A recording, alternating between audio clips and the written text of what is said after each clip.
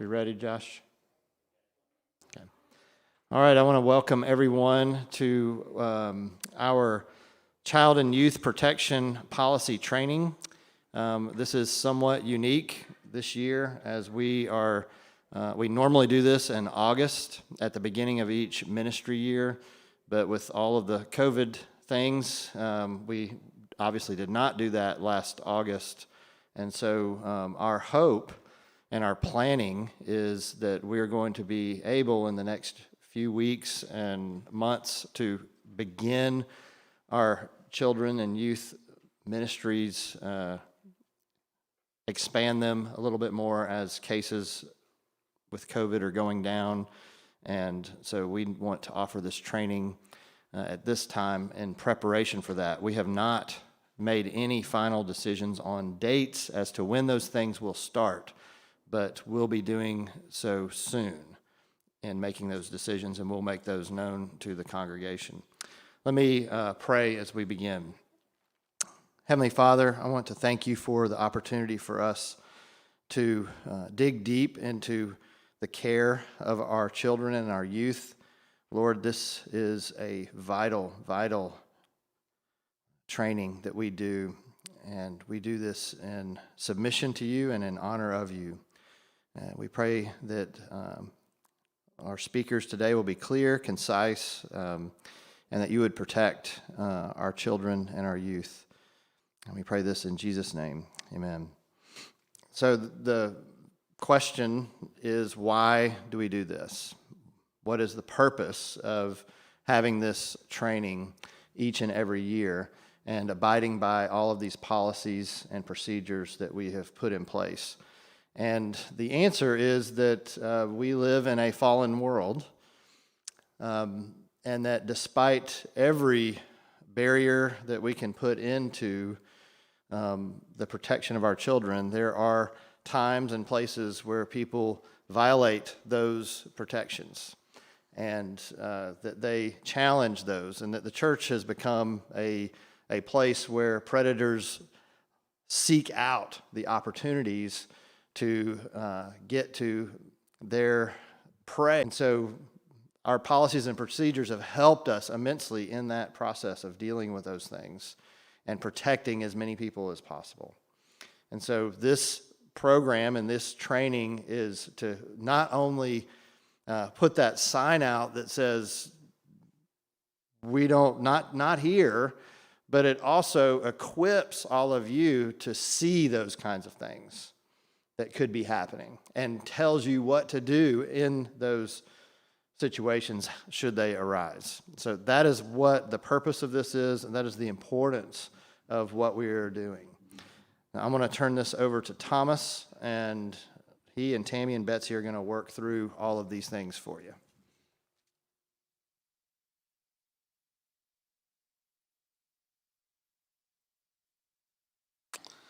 Good morning. I just want to say a quick thank you. Thank you to those of you who are here and those of you who are participating online on a time change Sunday, nonetheless. That's a big deal. And so thank you not only for just taking the time for this training event, but thank you for investing in these ministries, whether it's children, nursery, or youth, Vacation Bible School, and so much more. We couldn't do these ministries without you, so thank you. And thank you to Betsy and Tammy, who really put all of these slides and these policy booklets together. There's a lot of work that goes into this, and I just want to say thank you to them as well. I do just want to recap some of the important documents that were either emailed to you or available here in person. So you should have received a volunteer commitment form, number one. Number two, you should have received a volunteer application form. And number three, you should have received a background check form. So like William said, usually we do this training in August, and in light of all of the COVID restrictions, it's been bumped back, and we are starting from scratch, basically. So we're asking all of our volunteers, past and present and future, please go ahead and take the time to fill out these volunteer forms. Even I was working on filling mine out this morning, so we would greatly appreciate, even if you've already done the volunteer application form, if you wouldn't mind filling that out once again. And then every year we renew our volunteer commitment form, and it would be nice to have the background check form on file. So just a little bit of background information. All of our volunteers in nursery, children, and youth do go through a background check, and those are good for 3 years. And then after the 3 years is up, we redo those background checks, and we have those on file. So if you did a background check last year, you can still fill out the form, and we can have that on file. So when yours does expire, we can go ahead and run the background check form again. So those are the 3 forms that you need: volunteer commitment form, volunteer application form, and the background check form. Could you move forward to the next slide, please? All right, well, I just want to give kind of a general overview of some of the things that we're going to cover this morning. We're going to cover our sickness and wellness policy, which includes some of the COVID restrictions. We're going to talk specifically about the nursery. Tammy will be up here in just a second. We'll talk specifically about children's ministry. Betsy will come up, and then I'll come back up to talk a little bit about the youth. Also, I just wanted to read the Volunteer Code of Conduct. The Volunteer Code of Conduct. I always think it's a funny thing driving around Madison, Huntsville area when you see the bumper stickers from different churches around town. And one time, I had a rude driver that cut me off, and he had a bumper sticker from a local church, which shall remain nameless. But my takeaway, I thought, man, who is this person? Why did they cut me off? And I immediately went to judge not only them, but their church that they were representing, right?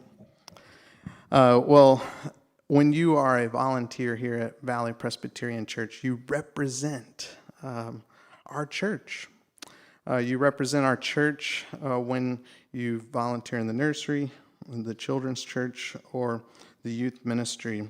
So we have a code of conduct that we ask our volunteers to abide by, and I won't go step by step reading all of these things, but just a highlight of some things. Workers and volunteers shall not use or tolerate the use of profanity in the presence of minors. Workers and volunteers will portray a positive role model for minors by maintaining an attitude of respect, loyalty, patience, courtesy, and maturity. Workers and volunteers will be expected to act and react with Christian love and understanding in all situations.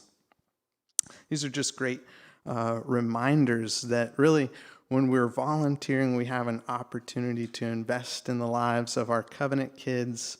And William often says during baptisms, more is caught than taught. And he's talking about that in the context of parenting, but the same is true when we're volunteering in nursery, in children's church, and youth ministry.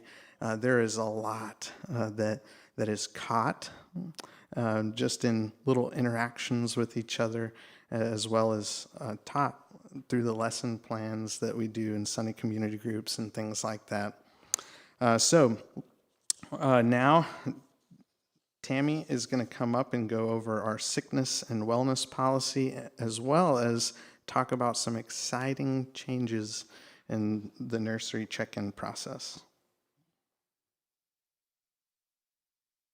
Good morning. For those of you who don't know me, my name is Tammy Hall, and I am the director of our nursery ministries here at Valley. And we are going to go over the sickness and wellness really quick. This is copied right straight out of our protection policy booklet. If you don't have one of those, let me know, and I can email it to you. That way you have a full copy of it. Our sickness and wellness policy, if your children show any signs of illness, they should not be brought to the nursery, to Sunday communities, to children's church, to any youth or children's activities, please. Some of the signs of illness, for instance, if they have a fever greater than 99, any of the other things that you see up there, the runny nose, the coughing, like we know babies get runny noses nonstop. We trust you to be the parent and judge. We know sometimes that means you stay home, and other times it means they've got a runny nose because they're teething. So we get that. We trust you. But also, as you know, one of them is the COVID-19 exposure and or any symptoms. That goes for the children and anyone else in your family, please. If anybody in your family is running a fever, we would ask that the children do not come and the youth do not come, just as protection for everyone else as well as for your own family. Children being treated with antibiotics need to be on the medications for at least 24 hours before coming to activities. That also goes for if they're running a fever, please make sure that they are fever-free for 24 hours without the use of Tylenol or ibuprofen. So without any medications, make sure that they are fever-free. If we see any signs of illness while they're in one of our classrooms, we will let you, the parent, know as soon as possible. So as the volunteers in those classrooms, we also trust you to have your eyes and ears open for cases that we need to contact a parent for. And then lastly, we added this year the final line, please contact one of the directors of family ministries if illness arises within 5 days. Use your judgment. If it's strep throat or the flu within a couple of days, let us know. If it's the 5 days and it's one of those two things, chances are they didn't get it in the nursery or in one of our classrooms. We're just asking you to be diligent and letting us know so that we can let our families know if you think the exposure happened at the church or if you think it happened soon enough after that they could have exposed other people. So we're just asking you to be diligent on that and help us out in that way. And when we say the directors of family ministries, that means Betsy, myself, or Thomas, please. So just let us know. Moving on, we do have some exciting news in our nursery. We now have 4 classrooms for our nursery. We have an infant and toddler room, and we have we have an infant room and 3 toddler rooms. And so as you see on the map, for our sign-in for both infant and toddler rooms as well as children's church, once all of those open, we have a little bit of a system to just kind of keep the flow going right now, keep everybody spaced out for the time being. And so our children's church will actually be held in the fellowship hall area. So we have kind of some temporary walls, but doors so that we can get out to the exits in case of an emergency. So you're going to enter through this door as you're facing the stage on your left-hand side. You're going to enter the fellowship hall through that door, and there's kind of a guided hallway to go across. You'll check in all of your children, both children's church, infants, and toddlers, all at the children's desk. It's kind of off to the side over here, and then you will exit and come back into the sanctuary by the opposite door over here to our right. Hopefully that makes sense. You will see this map a lot coming up in the times to come, but this also for our volunteers, we want you guys to see this as well, just so that you can help the flow and help the parents, because it is going to be a little bit confusing. We have so many children that are used to running out for children's church over to this side. They have to go to this way. So we're just trying to keep it as flowed as best as possible. So we're just asking everyone to help us out in that way. And next, we are going to talk about our infant and toddler rooms. Keeping in mind at all times in these classrooms, we always have to have 2 non-related adults. If we have a husband and wife, or a wife and a son, or a father and a daughter, anyway, you get the picture. They are considered as one person. So we have to have 2 non-related adults in each classroom at all times, and then we usually have youth helpers in there as well. And then if you are serving in the infant and toddler rooms, we ask you to arrive right now with just having services and without the Sunday community classes. We're asking you to arrive at 10:20 so that by 10:25, 10:30, you are there ready to go, lights on, and excited to greet our children. We are asking you to pray with them, to play with them. We want our children to hear their name in a prayer each and every Sunday that they are in one of our classrooms. We want them to know the love of Christ, and we can show them that through how we're serving them, how we're playing with them, how we're praying with them and for them. So we just encourage you, please, to be here and be ready, have your name tags on. And then again, the check-in and pick-up, parents only. We do ask it is parents only, not siblings. If there's a special circumstance, I know sometimes we have grandparents pick up the children also. Just make sure that you communicate that to me or to whoever is our leader that week.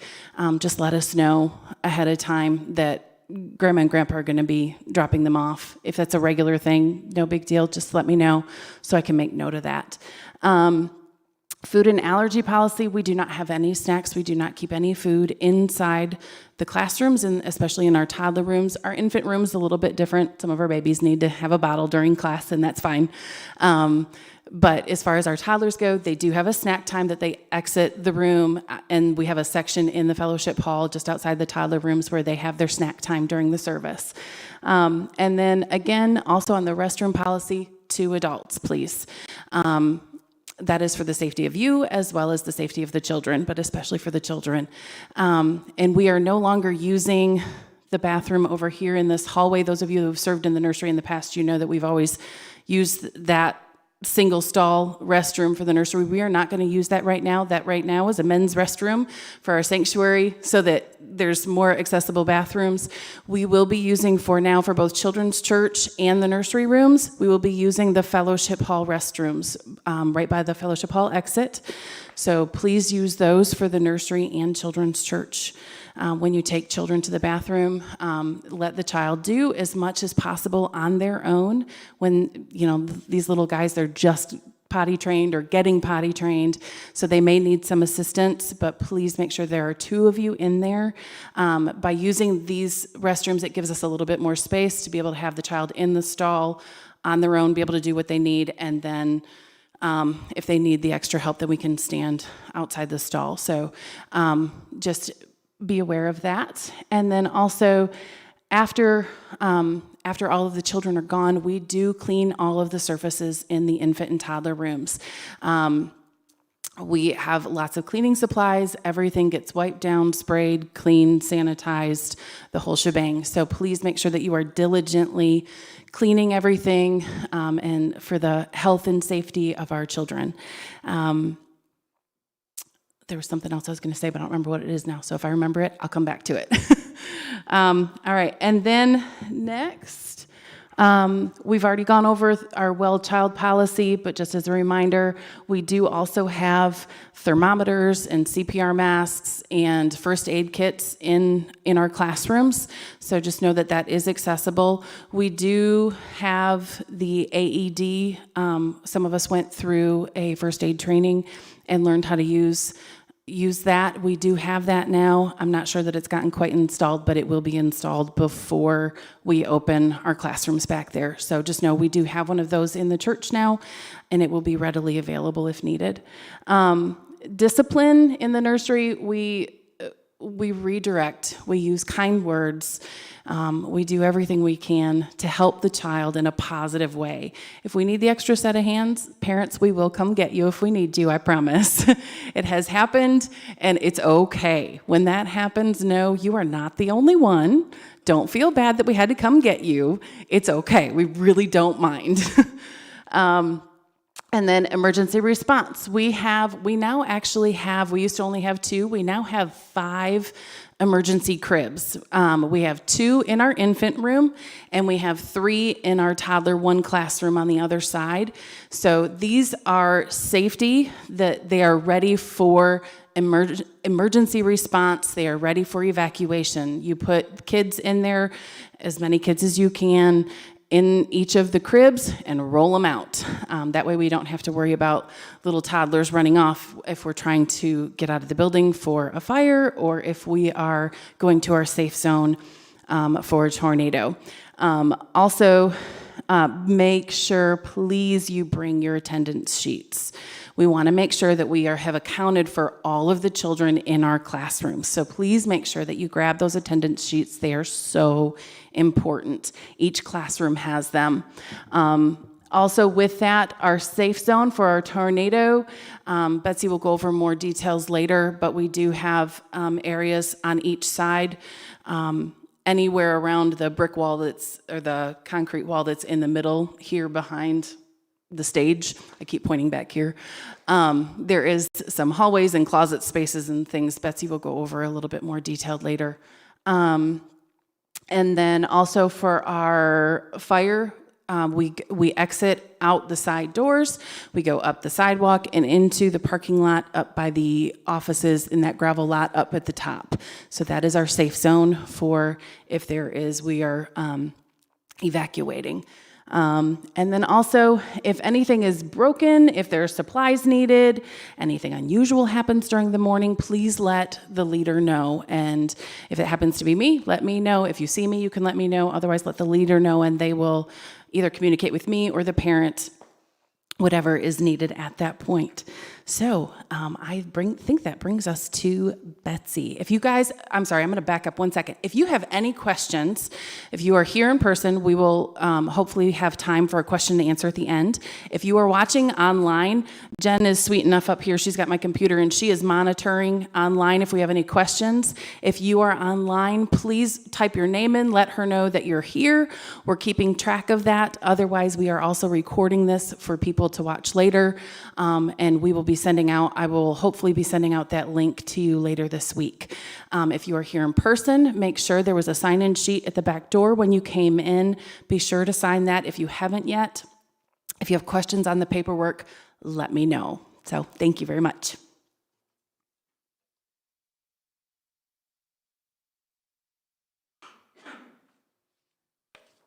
Good morning. I'm Betsy Palm, the Director of Children's Ministries here, and I'm so happy to see those of you who are here. Thank you, and thank you for your time to invest in our children as we're hoping to reopen very soon.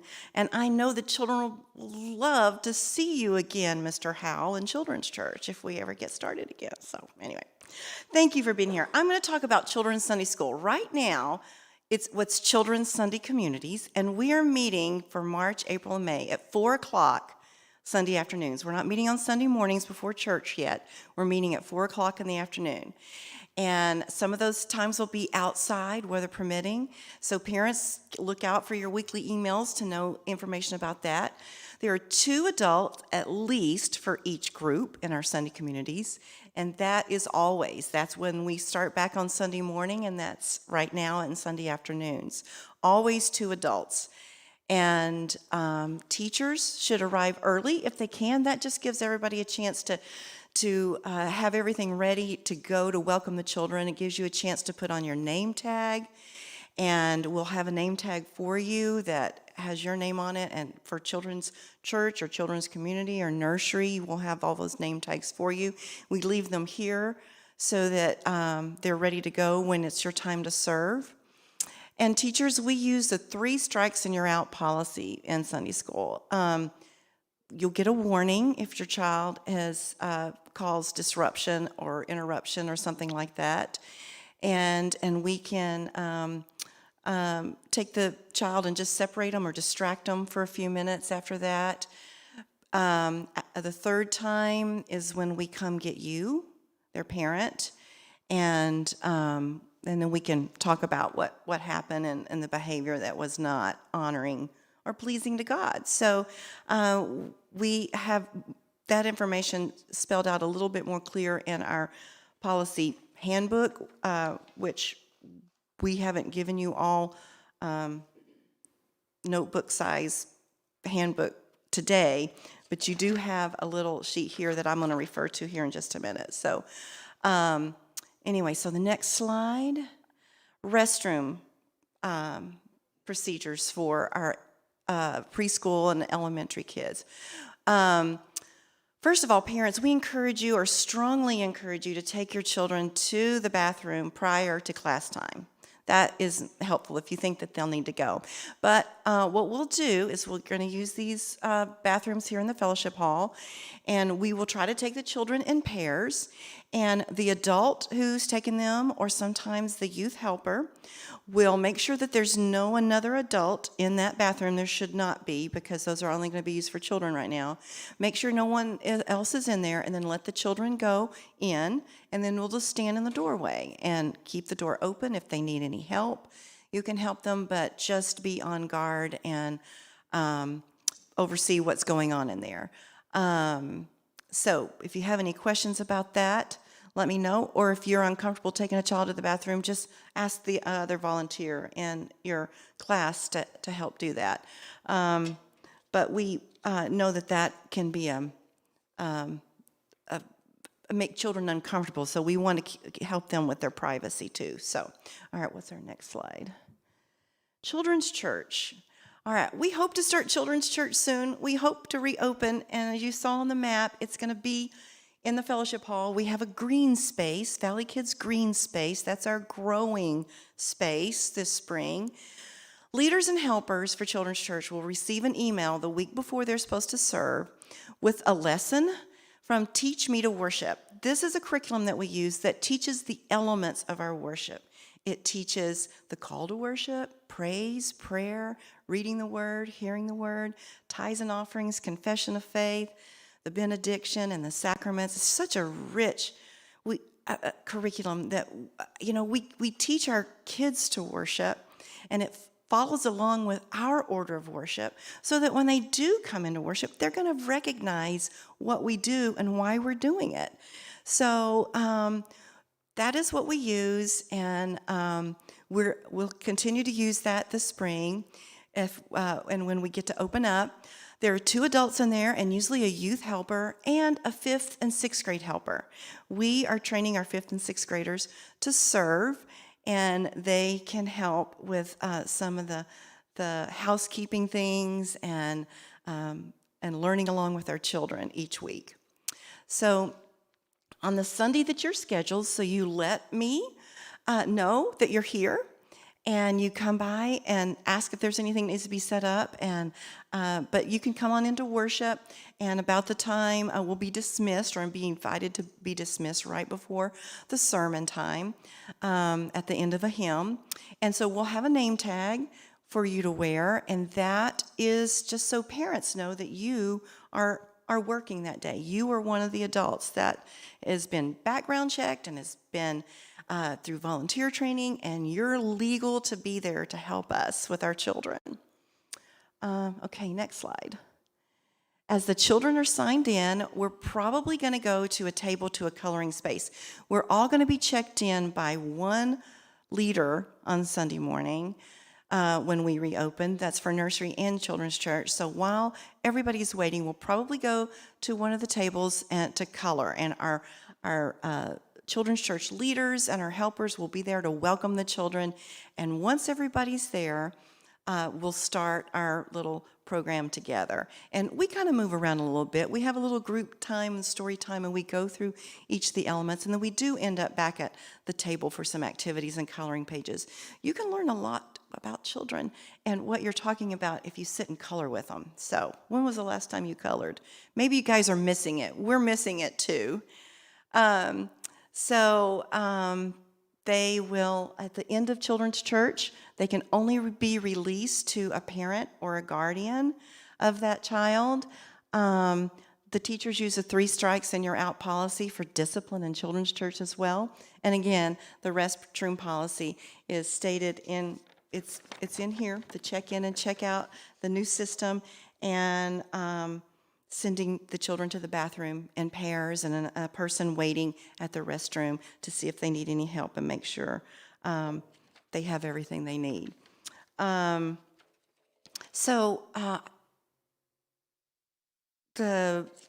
one thing Tammy hasn't mentioned yet, and hopefully she will in a minute, but next Sunday is an open house for nursery and children's church. And you'll get more information about that this week.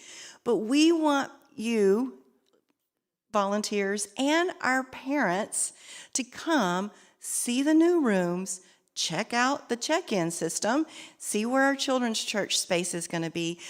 And this is really not just for our adults, but for our children.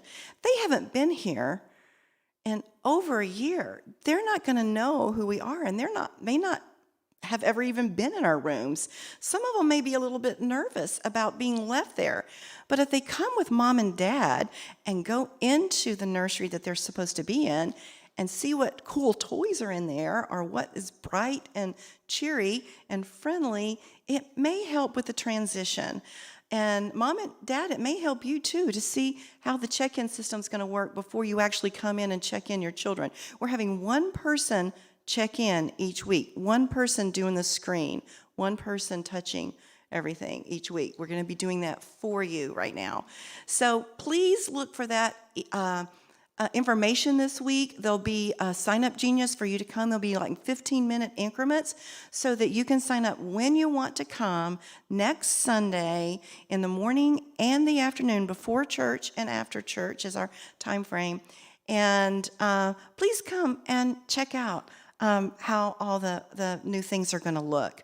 I know that you're excited to get back, and we want your children to be excited to be back too and not afraid. We are the friendliest place on earth. So come and plan on that for next Sunday. Now, our emergency response plan and evacuation procedures. Tammy's touched on this a little bit, but back when we started this in like 2016, our volunteer training, we had enough children that if we had a severe weather, we could all gather right here. But now we don't. We have over 100 children from birth through youth in our ministry. Isn't God good to give us so many? So thank you all for being a part of that. So we're utilizing these hallways and these bathrooms and this closet and maybe this stage in the event of severe weather. And your nursery leaders, there's a nursery leader who's in charge of all the nursery things. Tammy and I and Thomas on Sundays when we're here, we can direct you. If you forget, don't panic. We know where we're supposed to go. So we will direct you to the safest place in this building.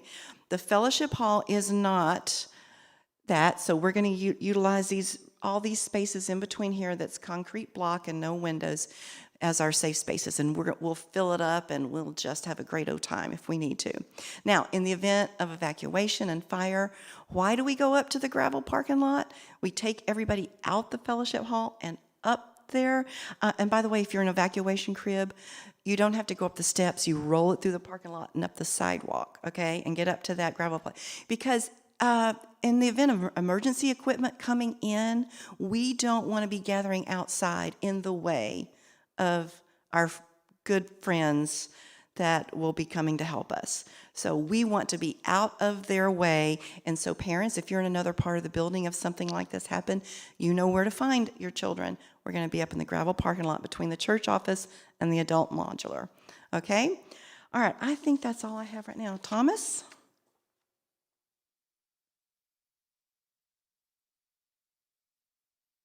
I think you can skip forward one more slide, please. Perfect. All right. So there is some built-in redundancy with nursery, children's church, and youth.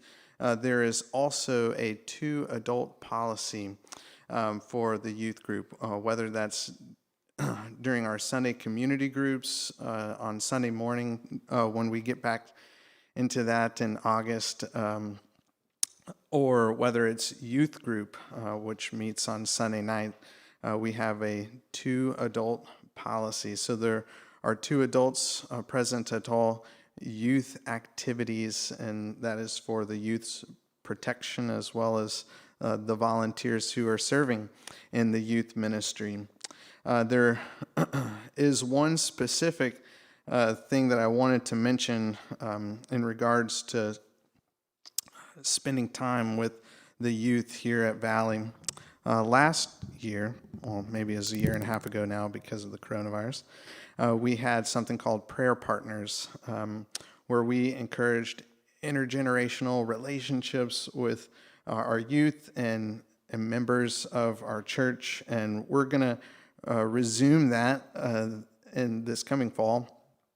And with that, we want to encourage healthy one-on-one relationships with youth in our church, but this needs to be done with great care and caution, and always with permission from the parent. Always with permission from the parent. So I want to point out, when seeking to spend time one-on-one with a youth, whether that's a Sunday community group leader, a youth group leader, or one of our prayer partners, the volunteer must alert the director of youth ministry, myself. We require you to drive directly to that destination where you're meeting the youth. Meet in a public location. I heard really cool stories from prayer partners that went to go watch volleyball matches, or they grabbed a cup of coffee, or they met at Panera for dinner, and things of that nature. So we want to encourage relationships in our church family, but we want to do so with great care and caution. So we ask that you meet in a public location and that you're never alone with a youth, and therefore you are you're following our 2 adult policy by being in public location. And so anyways, that's all I'll say about that.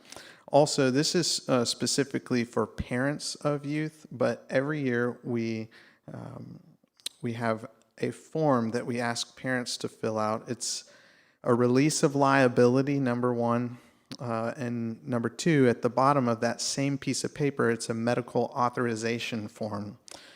So the release of liability is just for all the crazy shenanigans we do in the youth group.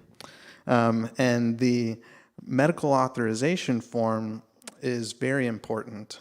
We just last weekend went to Pisgah, Alabama on a retreat, and it was fantastic time together. It's like an hour and 20-minute drive away from the church, and so hour and 20 minutes away from home, away from mom and dad, family. And this medical authorization form gives us, the church, the youth leaders, the permission to take your child to the hospital if necessary. So it's very important that we have those forms filled out. And I just always appreciate the parents who fill out what seems like an endless amount of forms for the youth group. We have a release of liability when we go on the Ocoee trip, a release of liability for this camp and that camp, one specifically for our church, and that medical authorization form, which is very important. Another thing that's specific for youth is providing transportation.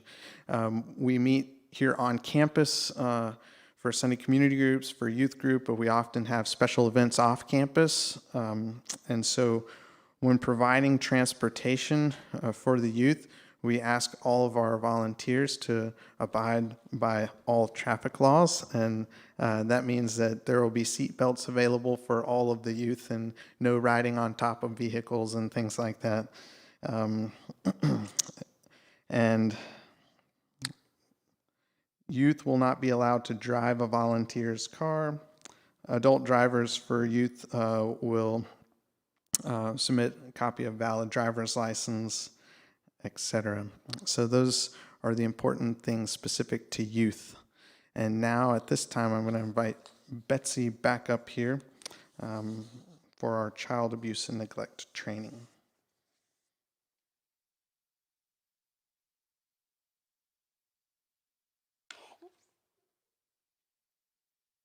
Okay, so due to our sensitive audience this morning, I usually go over this child abuse and neglect training sheet information. This is in Appendix E in our manual, and you can see it's quite detailed on defining abuse and what I know an abuser, the profile of the abuser, how can I best minister to a child, what happens if, how can I guard myself, what do I do if I suspect, who is required to report, how do I know if something is reportable. That information is there in our manual, and at some point, if you have questions about that, you should take a look so that you know for yourself. Is there a slide on this? The next slide? No? Okay. All right, so in this handout that you got here, I just want to go over a few things. What is our purpose for having child protection policies?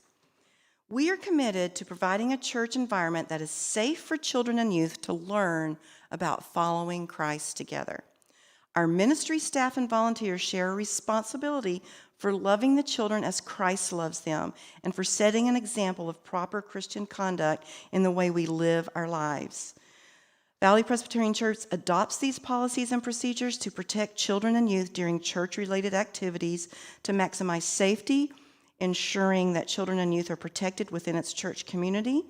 And these policies also guide and protect our volunteers and employees through education and training. Where do these policies apply? These policies apply to any activity that is formally sponsored by Valley Presbyterian Church where children and youth are working directly with children ages newborn through 18. A child is defined as a person under 18 years old. Groups meeting at other locations and hiring their own babysitters may use their own discretion, but we are encouraged to follow these procedures. Who may serve in our children and youth ministries? Those who have gone through the volunteer training, like you're doing now, may serve as volunteers.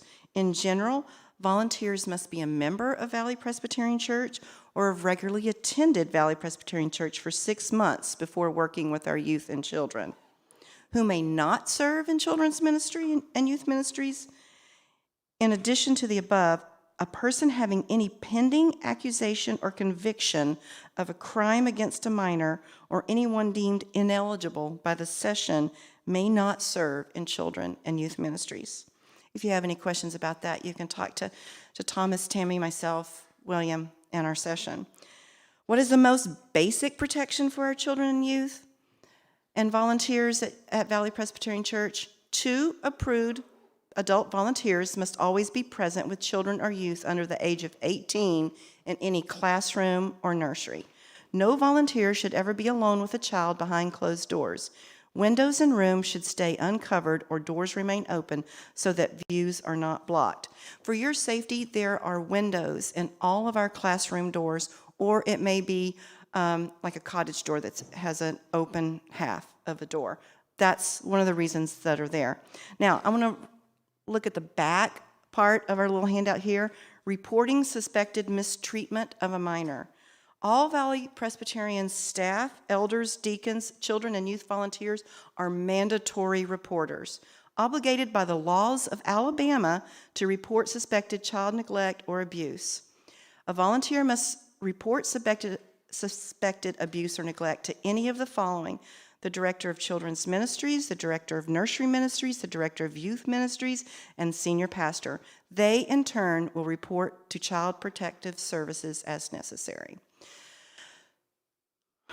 That's the hard part of our ministry. But this last year, COVID and protecting everyone against COVID has been our focus, but we are not being lax about the other areas of importance of protecting your children and our children when they're here on this campus.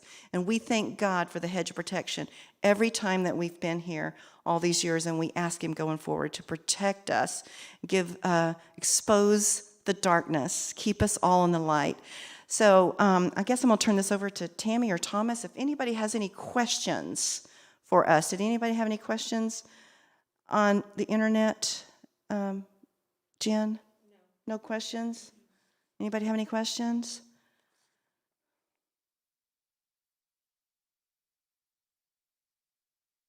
Yeah, go ahead. All right.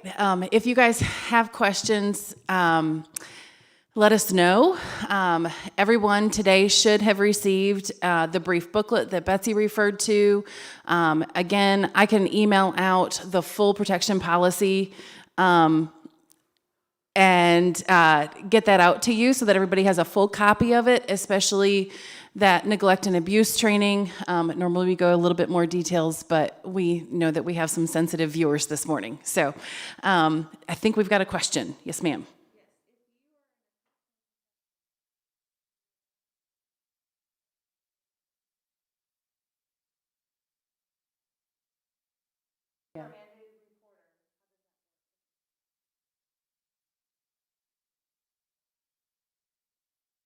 I think the question is if the person volunteering in their profession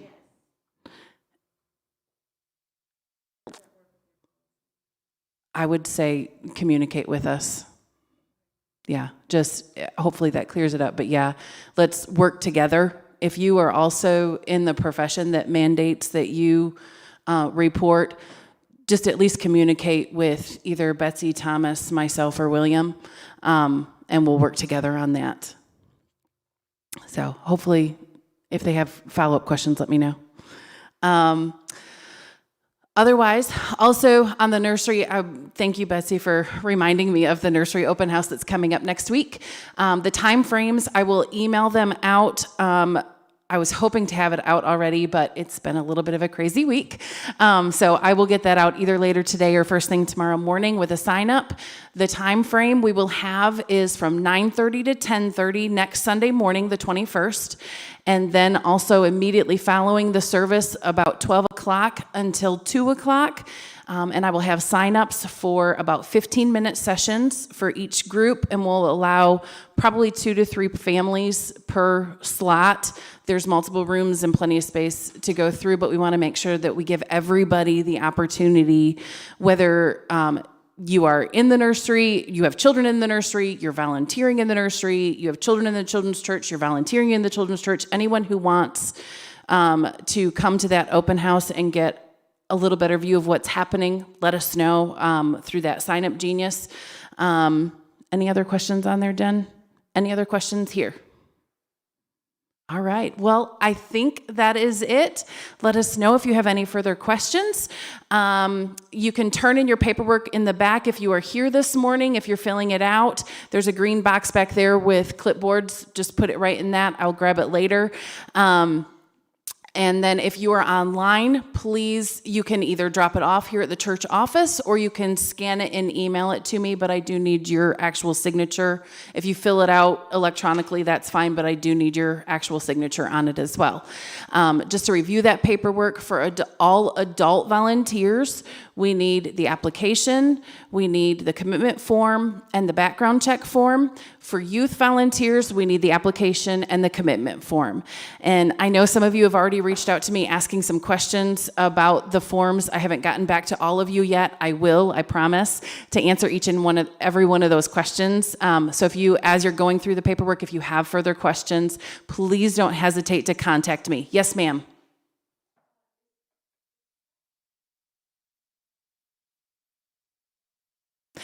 If you are here this morning, there were 2 stacks, and sorry, I didn't have it labeled. I should have. There was one stack that does not have the background check forms for our youth, and there was one stack with the background checks for our adults. So if you accidentally grabbed one without a background check form, just grab one of the other sheets and grab that background check form. Otherwise, I can get it to you later too. So no worries there. Anything else? All right. Well, thank you guys so much. We're going to get going because we know our worship team needs to get up here too. So thank you all so much for being here this morning, being online.